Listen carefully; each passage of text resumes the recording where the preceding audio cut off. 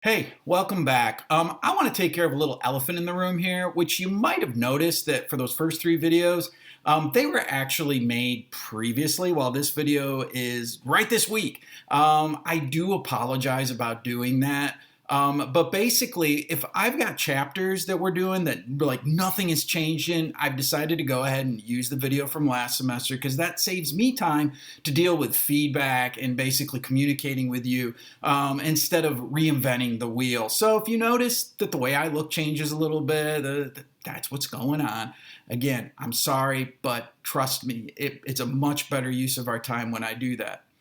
Okay, so this week, right now, because I'm making this video, Chapter 18, Life in Industrial America.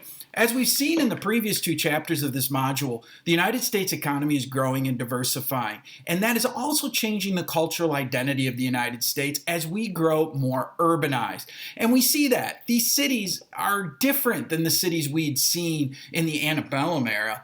Cities like Niagara Falls, New York, there we go, there's the lighting better, where shredded wheat has become a big thing. The wheat and grain grown on the western frontier in Chapter 17 is being processed in the city of Niagara Falls. You've got the meatpacking industry in Chicago. You've got the steel mills in Pittsburgh, Cleveland, Buffalo, right? This development of a new urban identity. Now, some of that development has come at a cost. Overcrowding has created issues in these cities that are going to continue to impact the United States.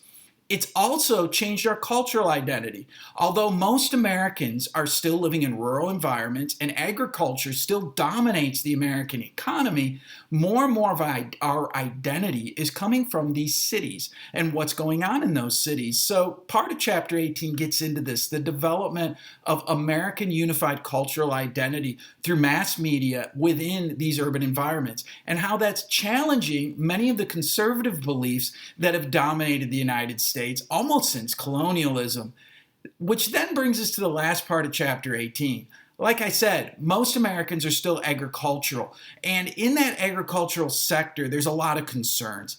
In the South, what we see is a concern of how the new relationship with the labor force is affecting the political and economic hierarchy, and an attempt by those people in positions of authority to use traditional racist ideology to reinforce their position. So yeah, in that last slide, we're getting into this really kind of awkward, difficult topic of Jim Crow laws. The use of extra legal means, aka lynching and intimidation, to keep the working labor class, which includes a large number, millions of the descendants of formerly enslaved Americans, in a position of subserviency, and how the use of cultural racism, in other words, racial prejudices that have been built up since the days of colonialism, are being used, unfortunately, to reinforce this ideology, and how that's going to be cemented in place, sadly, through the majority of our class. Okay, so with all of that said, all these issues going on in Chapter 18, what do you have to do? Of course, don't forget to watch your slideshow. There's a video about what life is like in the urban environments, in these inner city tenements. It used to have an assignment with it. It doesn't now, but it'd still be great to watch because it really looks how not only, at what those people were going through, but how we as Americans today are trying to change the way we address this story to be, to include more of everybody. Working class Americans, as well as those elite people who had dominated the economic system, as we saw in Chapter 16. This is also the week of your first quiz. Yep, your first quiz on Chapters 16 through 18 is due.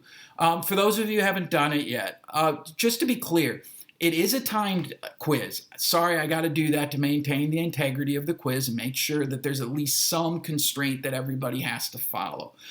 Don't forget, if you have a documented learning disability that requires accommodations, I need that documentation. The syllabus explains who you need to talk to, who you need to contact, so that we can get you the accommodations you need on the quiz. That little bit of logistics out of the way. The quiz itself, remember, multiple choice, but also short answer. Give yourself enough time when you get to those short answer questions to take care of them. One of them involves analyzing a cartoon. Remember, when you're doing that, you need to tell us, and it's in the prompt, what is going on in the cartoon that gives you the interpretation that you've come up with. Also, don't forget you can do a journal, And if you get really bored and want to move on to Module 2, while the assignments and exercises for Module 2 do not open until after the Module 1 quiz is completed, you can go ahead and start looking at the slideshow, and then once it does open, like over the weekend, you can get to a discussion group that is in Chapter 19. But we'll get to that all next week.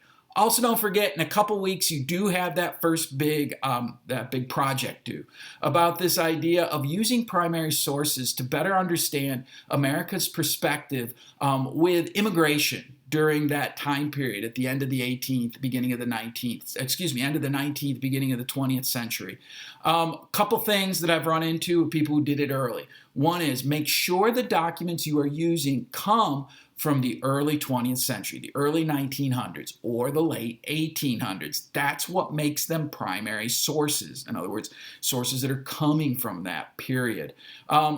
When you analyze them, the other question I've got, I'm sorry I've gone over my 6-minute mark, but just to explain, it asks you to describe the document and then to analyze it. What it's getting at is make sure you tell the reader what is going on just in the document. What is it? Is it a cartoon? What is the cartoon about?